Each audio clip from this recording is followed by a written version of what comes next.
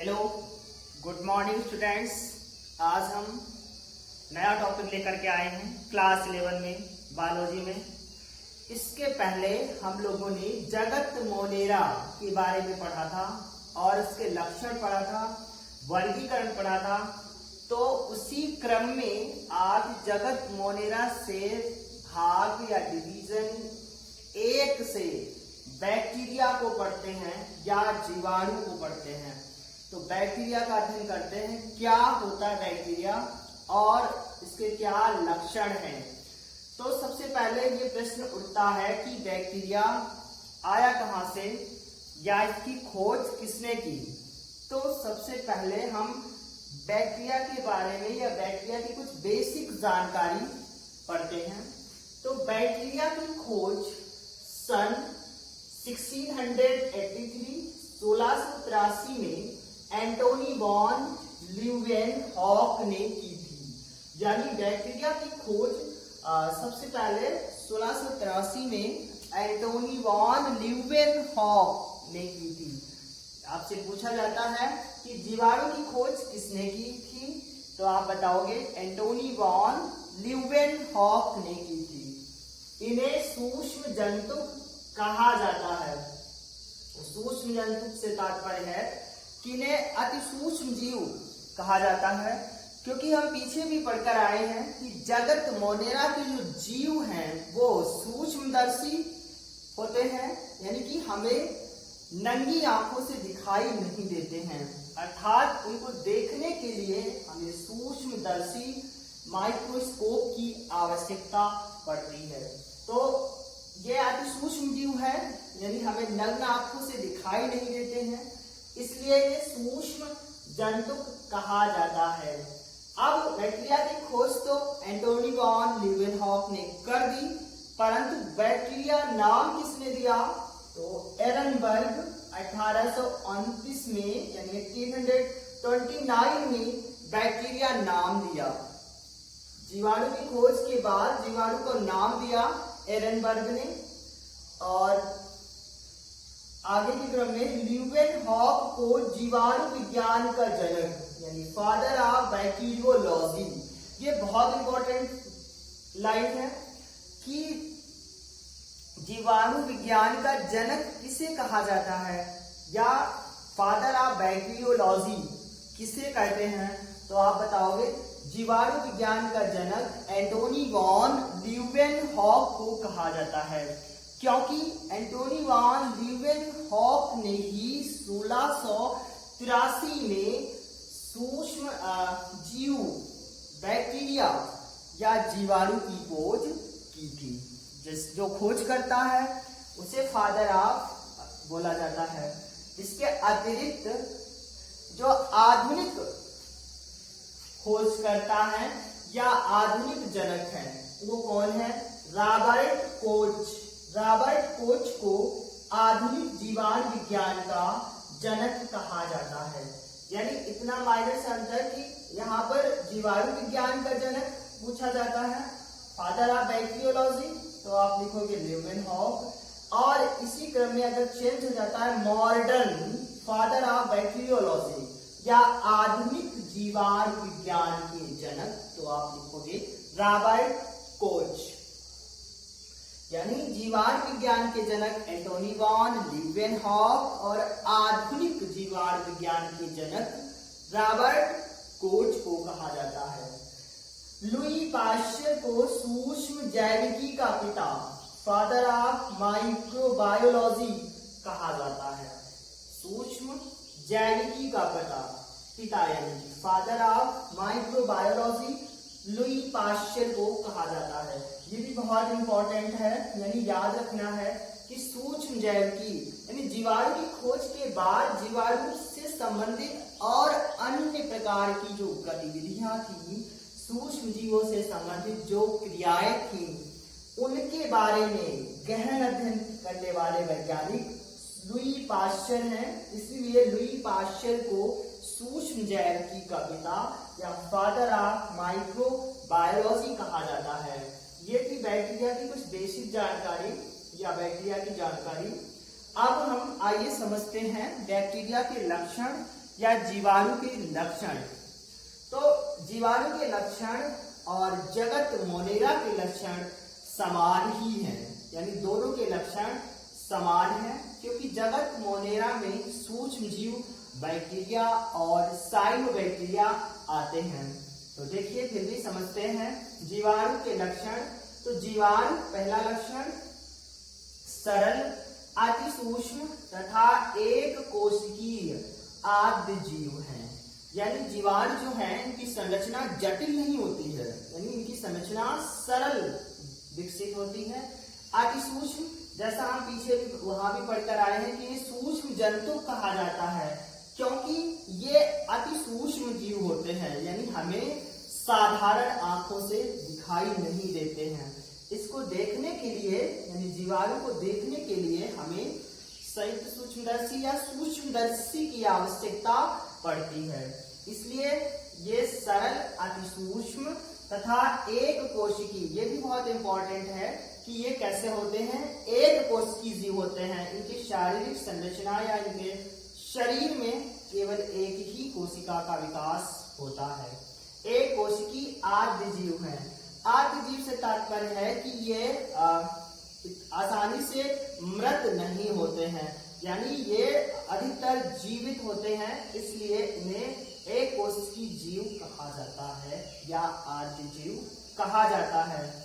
दूसरा पॉइंट, ये सर्वव्यापी अर्थात जल, थल, वायु, जीवित व मृत पौधों व जंतुओं पर वास करते हैं। यानी कि जो आपके जीवाणु हैं वो सर्वव्यापी हैं, यानी हर जगह विद्यमान होते हैं, जल में भी, फल में भी, वायु में भी और मृत जंतुओं के शरीर पर और पौधों के शरीर पर, यानी कि किसी भी एनीथिंग आप कह सकते हो भैया, कहीं भी किसी भी जगह पर जीवाणु अनुपस्थित नहीं होते हैं, यानी हर जगह पर जीवाणु उपस्थित होते हैं और ये अपना वास बनाते हैं। इसलिए ये सर्वव्यापी, सर्वव्यापी से तात्पर्य है यूनिवर्सल, यानी ये पूरी दुनिया में हर जगह हर वस्तु पर उपस्थित या विद्यमान होते हैं। इसके अतिरिक्त अगला पॉइंट, इनमें कोशिका भित्ति पाई जाती है, अतः इन्हें पादप जगत में रखा गया है।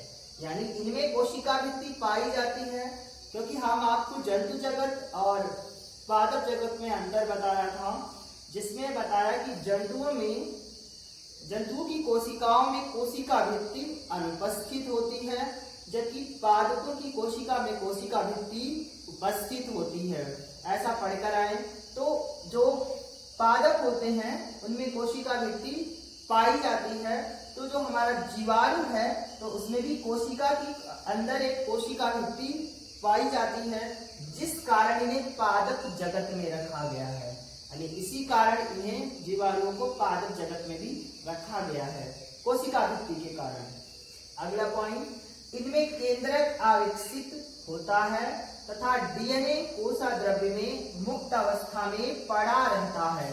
यानी जो हमारे बैक्टीरियाज हैं, जीवाणु हैं, उनके शरीर में केंद्रक यानी न्यूक्लियस का विकास नहीं होता है। केंद्रक की जगह पर हम मोनेरा जगत में पढ़कर आए हैं केंद्रकाभ यानी कि न्यूक्लियोइड उपस्थित होता है, और उस न्यूक्लियोइड में डीएनए जो है एक मुक्त अवस्था में अनियमित प्रकार से पड़ा होता है, और कोशिका के अंदर